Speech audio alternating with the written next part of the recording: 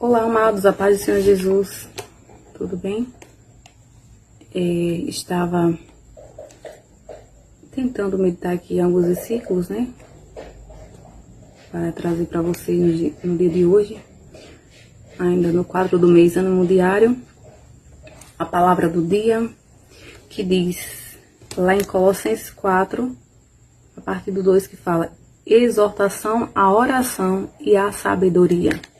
Então vamos ver o que o Espírito Santo quer nos exortar. Que diz: perseverai em oração, velando nela com ação de graças.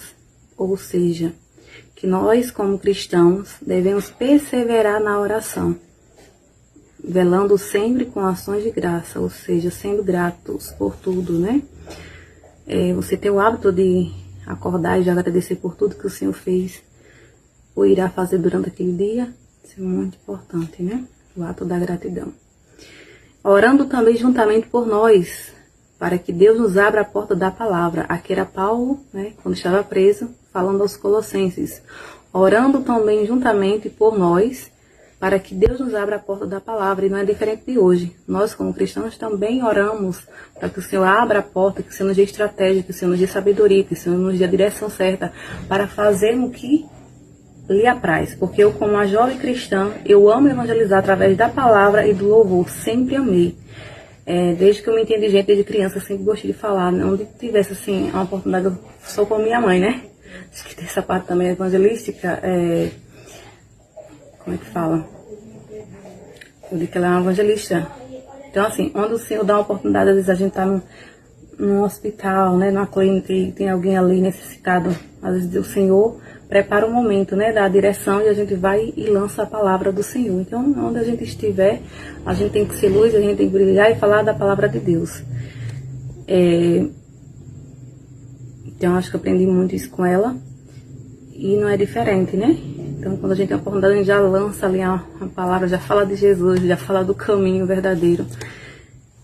E a gente também lutando para ser fiel, porque não é fácil, irmãos, chegar ao céu, mas a Bíblia diz que o céu é tomado por esforço, então a gente está se esforçando para chegar a varão perfeito. Num dia que a gente chegar a varão perfeito, aí Ele nos tira desse lugar, né, dessa terra. Então Paulo dizia: orando também juntamente por nós, para que Deus nos abra a porta da palavra, a fim de falarmos dos mistérios de Cristo, pelo qual estou também preso. Ou seja, tem coisas que é mistério, Deus fala por mistérios. E ele estava preso, né, naquela situação, então ele precisava que o Senhor abrisse as portas físicas mesmo, né, porque ele estava numa prisão, estava sendo perseguido. E muitas das vezes nós estamos também na perseguição de pessoas que às vezes não entendem que fomos chamados para fazer a vontade de Deus, e o inimigo usa pessoas às vezes dentro da igreja, né, dentro do templo, até outras pessoas, ou fora mesmo, para nos impedir que a gente anuncie o reino de Cristo, né? Falando isso e aquilo, querendo colocar defeitos, isso e aquilo, como se fossem melhores ou não sei. Sei que nós não somos nada, nós é pó e cinza, e cada um Deus usa de uma forma e do jeito. A gente tem que entender isso e conforme a nossa configuração, né? Cláudio Arco, o pastor já dizia, cada um é usado na sua configuração. Então, minha configuração sempre foi ensinar, e quem está apto, ou quem foi chamado para ensinar, na verdade, está apto para ser um quê? Um eterno aprendiz. A gente nunca pode parar de buscar conhecimento. Ou, mesmo que seja da palavra de Deus, a gente tem que estar, né, indo atrás na nossa vida devocional, que é muito importante para que o Espírito Santo venha trabalhar em nós de dentro para fora. E assim a gente ser conduzido por Ele para as pessoas certas e assim pregarmos o Evangelho. Então ele diz: para que o manifeste como me convém falar. É muito importante, até a forma da gente chegar a alguém, né, de se chegar, né, de toda forma, como eu já fiz parte da comissão de visitas quando eu era mais jovem, né, eu era a única jovem no meio das senhoras, no meio da comissão de visita. Então a gente tem que ter a sabedoria. Eu era tipo secretária da comissão, né, sempre fui assim, secretária de seguração, da comissão, de alguns departamentos, porque precisava para anotar o nome, pegar o nome de alguém, da pessoa que aceitasse Jesus, enfim, todo aquele cronograma que a gente sabe que é importante.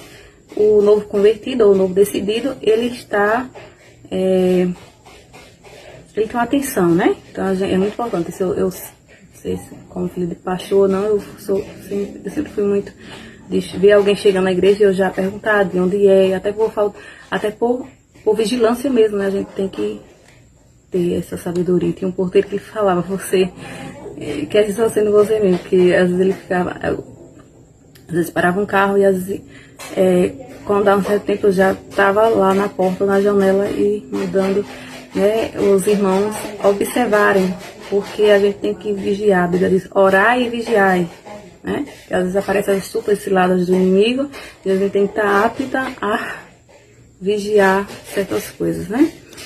Certos enviados do inimigo. Enfim, o 5 diz, andai com sabedoria para com os que estão de fora, remindo o tempo. Ou seja, quem não tem conhecimento de Cristo, conhecimento da palavra, a gente tem que ter o quê? Sabedoria, né? Devemos pedir a Deus sabedoria para sabermos conduzir, para sabermos remir o tempo, né? Não exagerar. Quando for falar de Cristo, por exemplo, um culto ar livre, nos dá a oportunidade para a gente falar do Senhor, louvar. Então, assim, às vezes quando a gente tem a oportunidade para falar, é mais uma saudação, porque tem que remir o tempo para, né, todos que estão ali. Estou dando um exemplo, né? Que isso também se refere a alguns cultos que a gente foi chamado para dar saudação, é saudação, mas quando a gente é direcionado para levar uma palavra, aí acredito que a gente fica à vontade, né? De seus 30, 40 minutos, como eu de praxe já exercia isso desde o que? 2018, 17, no culto de jovens, eu gostei de falar, né? Para os jovens. E às vezes o Senhor me usava até para os pais, famílias, né? Já que quem cuida de jovens, queira ou não, está cuidando de famílias, você vê como é a estrutura familiar, como até pelos conflitos familiares, né, pessoalmente e os demais a gente sempre observa e a gente